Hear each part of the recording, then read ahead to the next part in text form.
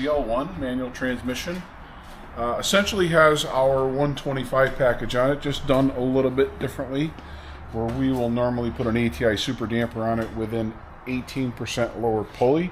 It has the stock lower pulley with an 18% upper pulley, or what everybody knows as a 2.55. This did have D-Works injectors in it previously. They were 90 pounds an hour. He opted for the ID-1050s and a set of long tube headers and our new Gen Racing sparkplug wires. Great fit and finish. Real happy with these new wires. They've been working out really well. Always got our bleeders on to make sure that there's no air in the intercooler system, and we bled this one out the last time it was on the dyno, so I virtually seeing no air bubbles at all. This has the carbon fiber version of the Roto-Fab standard. Not a big gulp. I had the same one on my 13 when I developed this 125 package, so pretty cool. See that again. Not a lot of those out there. I also had the carbon fiber engine cover, which is normally red. Yeah. There's one in the front seat. I didn't even look at it. I think his is carbon fiber. Yeah, it's the same one I had. Yes, it is. Yeah. So I'll grab that for you. This is something that Roto-Fab was offering. I do not know if they still offer it. But boy, I think it looks slick, you know. So that is a carbon fiber version. It's the original red one, but it's been, I think they dip them. Hydro dip. Yeah. Hydro dip. So pretty cool. Makes it look real nice. Anyway, so let's go see what we got. It's got some beautiful murals under here. Yeah, under the trunk lid, under the hood. Yeah. Oh, let's see, Mr.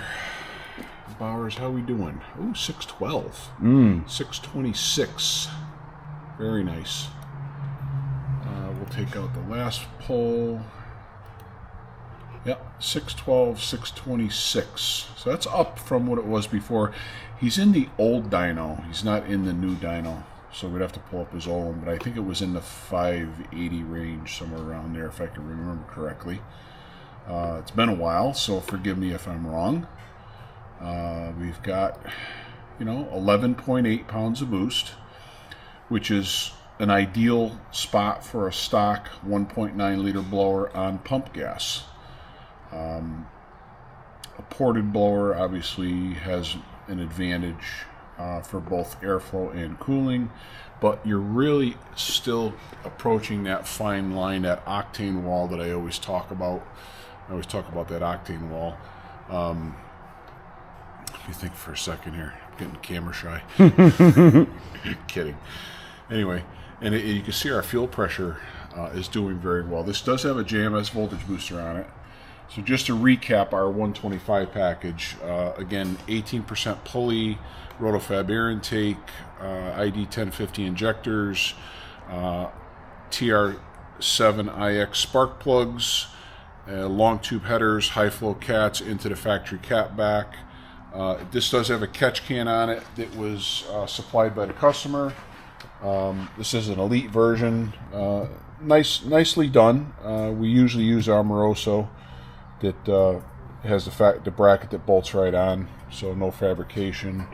A lot of little dress-up items on here, but getting back to our 125 package, we use a JMS voltage booster, which on the ZL1 pump will support 725 rear wheel horsepower.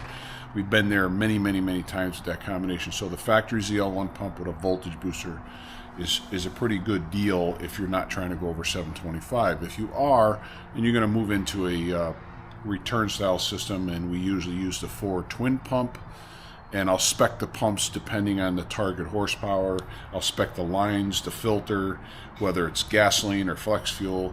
So if you need a fuel system, call me and I will spec out the fuel system and order it through Ford, because they're all a la carte. There's no specific kit. You have to build every single kit based on what you're doing.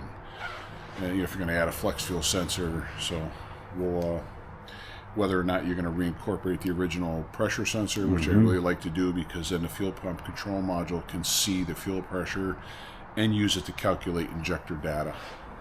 So This was a nice, easy one compared to the last couple of days I've been on the dyno doing R&D on injector calibration data. Ran into a unique situation with the newer Hellcats. I'm not going to get into that now, but anyway, we're real pleased with these results, and I think Dan's really going to enjoy it. The car sounds amazing with the headers on it. Oh yeah. Really cleans up the tone out the back and gives it that nice muscle car feel. So it's a beast.